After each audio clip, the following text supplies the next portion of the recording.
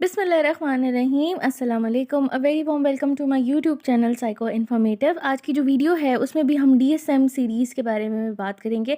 आज की वीडियो में हम बहुत इंपॉर्टेंट टॉपिक को डिस्कस करेंगे जी, कल्चरल इश्यूज़ और जेंडर डिफरेंसेस का डीएसएम से क्या ताल्लुक है, यानी कि डीएसएम वाले जो हैं इसके ऊपर क्यों इतना ज़्यादा फोकस करते हैं और हमें क्यों जो है as a clinical psychologist cultural issues को भी कंसिडर करना होता है और जेंडर डिफरेंसेस को भी। इसके बारे में मैं आज को आपको डिटेल्ड वीडियो में बताऊँगी। वीडियो को लास्ट तक ज़रूर देखिएगा और मुझे कमेंट में ज़रूर बताइएगा कि ये वीडियो आपके लिए कितनी हेल्पफुल रही है। ठीक है जी, तो स्टार्ट करते हैं हमारी आज की वीडियो को। जी, mental disorder are defined in relation to culture, social and familiar norms and values. ये बहुत इंपॉर्टेंट चीज़ है, यानी कि जी जो मेंटल डिसऑर्डर होते हैं बेसिकली उनको हम इस कॉन्टेक्स्ट में मतलब कि डिफाइन कर सकते हैं। उसको किस कल्चर में हम देखते हैं कि किस कल्चर में वो बंदा रह रहा होता है, उसका सोशल सेटिंग क्या है, उसकी फैमिली नॉर्म्स क्या हैं, वैल्यूज़ क्या हैं। क्योंकि जी कल्चर जो होता है वो हमें इंटरप्रिटेटिव फ्रेमवर्क पर देता है, जिसमें जो पेशेंट होता है बताता है कि उसने किस तरह से एक्सपीरियंस किया है और वो किस तरह से उस इमोशंस को एक्सप्रेस करा है, अपने साइन सिम्टम्स को हमें किस तरह से बता रहा है। तो ये टोटली जो होता है ये कल्चर पर डिपेंड करता है। कल्चर जो होता है मेंटल डिसऑर्डर को डायग्नोज करते वक्त बहुत इंपॉर्टेंट होता है। ठीक है, और कल्चर जो होता है वो वैसे तो ट्रांसमिट होता रहता है, रिवाइज होता रहता है, रिक्रिएट होता रहता है, यानी कि फैमिलीज़ में, सोशल सेटिंग्स में कल्चर जो है वो चेंज होता रहता है, रिवाइज होता रहता है, रिक्रिएट होता रहता है। यानी कि कल्चर एक ऐसी चीज़ है जो कि मतलब एज इट इज़ सेम नहीं रहेगा काफ़ी अर्से तक, मतलब उसमें चेंजेस आते रहते हैं। ठीक है, इसी तरह जो मेंटल डिसऑर्डर है उनके एक्सप्रेशन में, एक्सपीरियंस में भी क्या आता जाता है, चेंज आता जाता है। अच्छा जी, जैसे हमने पढ़ा कि ये रिवाइज होता है, रिक्रिएट होता है। Diagnostic assessment must be therefore consider whether the individual experience symptom behaviour differ from social culture norms and lead to difficult in adaptation in the culture of origin in specific social and familiar context. अच्छा, एक और बहुत important चीज़ मैं आपको यहाँ बताती चलूँ कि जैसे जैसे ये कल्चर रिवाइज होता है, रिक्रिएट होता है, या फिर जो है इसमें दोबारा से रिकन्स्ट्रक्शंस होती हैं, तो कुछ ऐसी नॉर्म्स और वैल्यूज़ होती हैं जिनको कुछ लोग एक्सपेक्ट नहीं कर पाते या उसको एक्सेप्ट नहीं कर पाते। तो उनके अंदर जो है वो डिफरेंट किस्म की मेंटल टेंशन या मेंटल स्ट्रेस जो है वो क्रिएट होना शुरू हो जाते हैं। ठीक है, अब ये यहाँ पर बहुत इंपॉर्टेंट चीज़ है कि एक तो पहला कल्चर जो होता है वो एक फ्रेमवर्क देता है और अगर वो चेंज हो जाए तो तब भी वो प्रॉब्लम क्रिएट करता है। ठीक है, अच्छा, अब जो डीएसएम है, डीएसएम में सेक्शन 3 यानी कि डीएसएम का जो तीसरा हिस्सा है उसमें बताया गया है कल्चर फॉर्मुलेशन के बारे में। यानी अगर आप किसी भी कल्चर के पेशेंट को डील कर रहे हैं तो आप उसके कल्चर के मुताबिक उसके केस को किस तरह फॉर्मुलेट करेंगे। ठीक है, उसके बाद इन डेप्थ असेसमेंट बताई गई है, कल्चर असेसमेंट्स के बारे में बताया गया है। फिर glossary of culture concepts of distress, यानी कि बताया गया कि किस तरह की चीज़ें, कौन से अल्फाज, कौन सी चीज़ें जो हैं वो एज अ डिस्ट्रेस कंसीडर होते हैं कौन से कल्चर में। ठीक है, उसके बाद हम बात करते हैं एज अ क्लिनिकल साइकोलॉजिस्ट, या फिर आप मतलब कि जब जजमेंट बना रहे होते हैं, ठीक है, कि ये बिहेवियर जो है वो नॉर्मल है, एबनॉर्मल है, या इसमें क्लिनिकल अटेंशन चाहिए या नहीं चाहिए। तो हम उसमें बहुत इंपॉर्टेंट चीज़ें क्या होती हैं कि हमें कल्चर नॉर्म्स को जो होता है वो देखना होता है कि मतलब जो हमारा पेशेंट है, जो हमारा क्लाइंट है, वो कौन से कल्चर से बिलोंग करता है। ठीक है, उसकी जो इंडिविजुअल वैल्यूज़ क्या हैं, उसकी सोशल वैल्यूज़ क्या हैं, उसकी फैमिली वैल्यूज़ क्या हैं, इन सब चीज़ों को हमने कंसीडर में रखना होता है। इन सबको किसी भी डायग्नोसिस को बनाते हुए, किसी भी जजमेंट को बनाते हुए हमने इसको कंसीडरेबल रखना होता है। ये डीएसएम हमें बताता है। ठीक है जी। जी, अगर हम जो कल्चर है, यानी कि हमें अवेयरनेस हो कल्चर से, यानी कि awareness of the significance of culture may correct mistaken interpretation of psychopathology, but culture may be also contribute to the vulnerability and suffering. यानी कि एक तो कल्चर जो है वो हमें कॉन्टेक्स्ट भी देता है डीलिंग का, हमें जजमेंट बनाने का एक कॉन्टेक्स्ट भी देता है। एट द सेम टाइम ये क्या होता है, प्रॉब्लम क्रिएटर भी होता है। यानी कि कल्चर जो होता है वो वल्नरेबिलिटी, सफरिंग की तरफ इंसान को क्या कर देता है, मतलब कि कुछ ऐसी चीज़ होती हैं जैसे amplifying fear that maintain panic disorder और हेल्थ एंजाइटी। यानी कि कुछ ऐसे कल्चर होते हैं जो कि मतलब एंजाइटी को एज अ पैनिक के तौर पर मतलब करते हैं, मतलब प्रेजेंट एक्सपीरियंस करते हैं या एक्सप्रेस करते हैं। ठीक है, कल्चर जो होता है वो बहुत हद तक क्या किया जाता है, मतलब कि इन्फ्लुएंस रखता है। जी, कल्चर में influence acceptance and rejection of diagnosis and adherence to treatment effective of course of illness and recovery. अब कल्चर जो है वो एक बहुत इंपॉर्टेंट रोल इस चीज़ में प्ले करता है कि जो डायग्नोसिस आपने दिया है या जो आप ट्रीटमेंट देने वाले हैं उसके खिलाफ जा रहा है या उसके अगेंस्ट हो रहा है या फिर उसके हक में है। ठीक है, तो इसमें रिकवरी और इलनेस का कोर्स जो है वो किस हद तक इफेक्टिव होगा ये भी जो है मतलब देखा जा सकता है कल्चर से।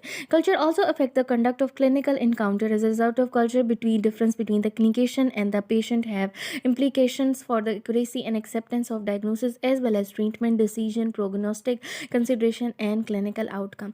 अच्छा, अब यहाँ पर वो ये बात बता रहे हैं हमें DSM वाले कि जब आप किसी भी डायग्नोसिस को क्रिएट करते हैं, ठीक है, तो जो एक पेशेंट और क्लिनिशियन के दरमियान एक मतलब ज़हनी हमआंगी होती है या कल्चरल जो एक एक्सेप्टेंस होती है वो होना बहुत ज़रूरी होती है, ठीक है, ताकि आप अपने क्लाइंट को या अपने पेशेंट को जो है वो उसके कल्चरली अकॉर्डिंगली कन्विंस कर सकें, उसको वैसे ही ट्रीटमेंट और डायग्नोसिस दे सकें, तो वो जो है आपसे ज़्यादा से ज़्यादा बेनिफिट ले सके या ज़्यादा से ज़्यादा वो सेटिस्फाई हो सके, ठीक है।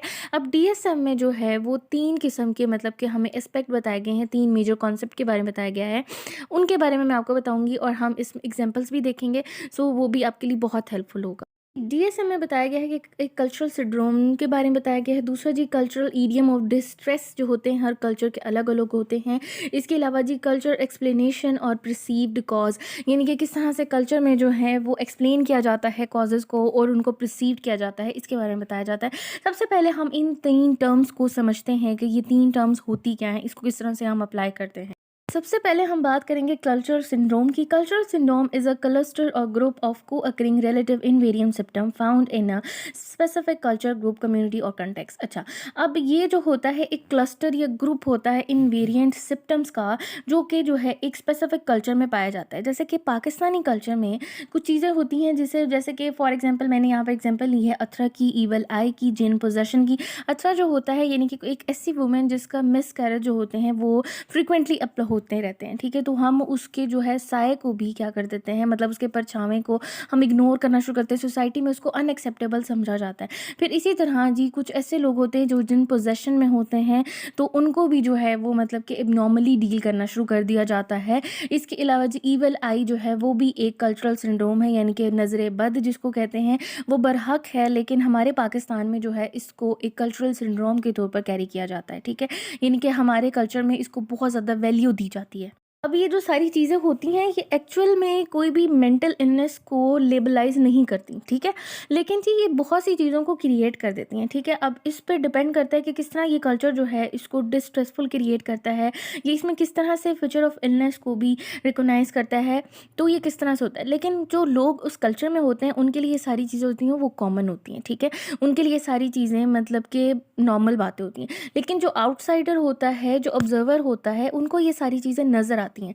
जैसे कि नज़र बद है, अब हम इस कल्चर में रहते हैं, हम इस चीज़ को बिलीव करते हैं, ठीक है, लेकिन अगर आप अमेरिकन कल्चर में जाकर इस बात को करेंगे कि जो है वो ईवल आई होती है या नज़र बद होती है, तो वो इस चीज़ को ज़्यादा कंसीडरेबल नहीं समझेंगे, बल्कि वो इस चीज़ को महसूस करेंगे कि हमारा ये जो है एक मतलब कि बिलीव सा है, फॉल्स बिलीव सा है, जो कि डिफरेंट किस्म के मेंटल इलनेसेस को क्रिएट कर सकता है, ठीक है। उसके बाद हम बात करते हैं जो ईडियम्स ऑफ डिस्ट्रेस है। ऐसे लिंग्विस्टिक टर्म्स फ्रेजेस होते हैं way of talking about suffering among individual of a group of peoples, यानी कि कल्चरल ग्रुप। अच्छा, अब कुछ ऐसे ख़ास अल्फाज होते हैं जो कि इस्तेमाल किए जाते हैं कल्चर में किसी भी इंसान के बारे में, उसकी सफरिंग के बारे में बताने के लिए, ठीक है।